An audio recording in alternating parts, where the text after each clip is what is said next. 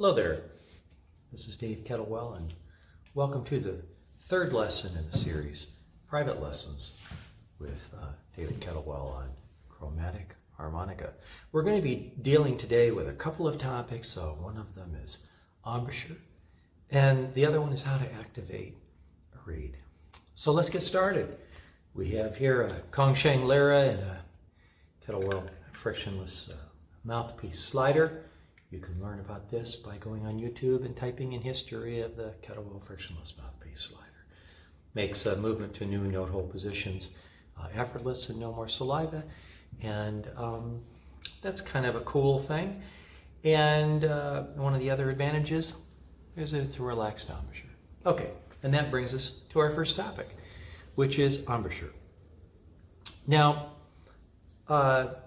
embouchure actually is a mix of your mouth shape, okay, and your mouth shape inside, the positioning of your tongue, and a little bit of larynx glottis, and also your hands, because these things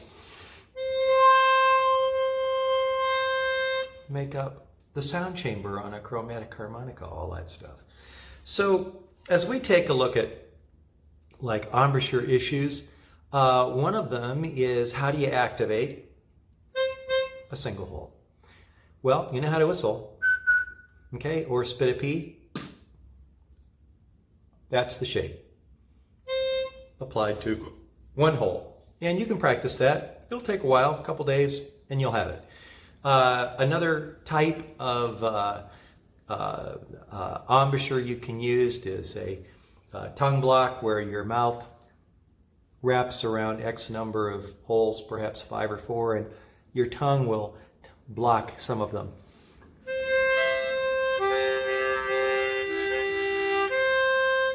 And you can also play octaves that way, where your tongue is blocking, actually 3 holes, and bringing you back to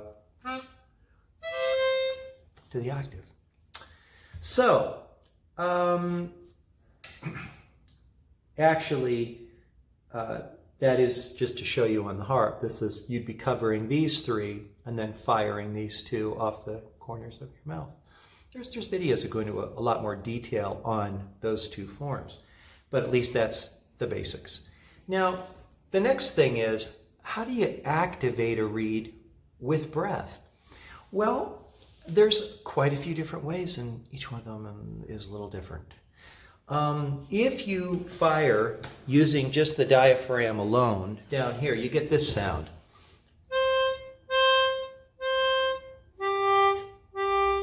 The note has a soft start, and then you get the full tone.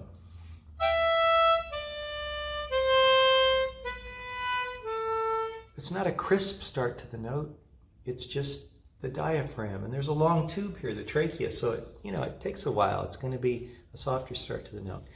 Another way that you can actually start the note is, let's do a vocalization. T, T, T, T, T. Put that on the harp in a pucker. A little bit harsher start to the note, more staccato.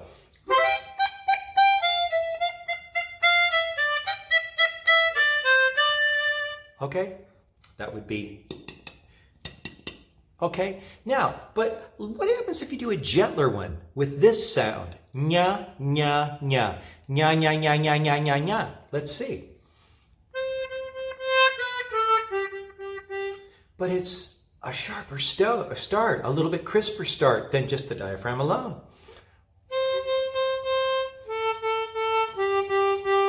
Versus the nyah, nyah.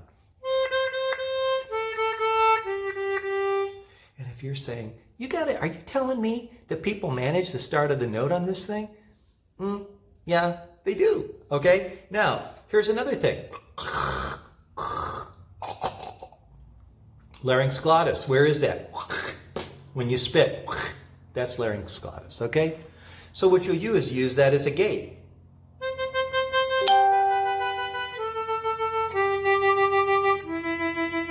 So larynx glottis, tongue tap, nyah, nyah, nyah, okay?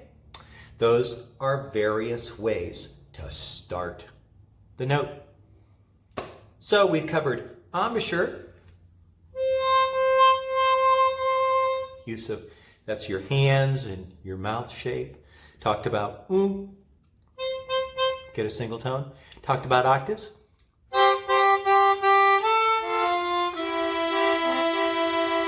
Okay. And then we talked about how to fire that note. Could be the diaphragm alone,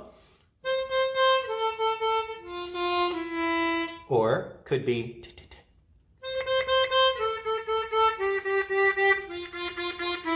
or nyah.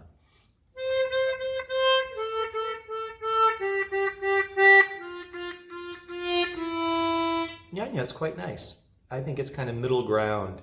But anyway, activating notes and embouchure. See you at the next lesson.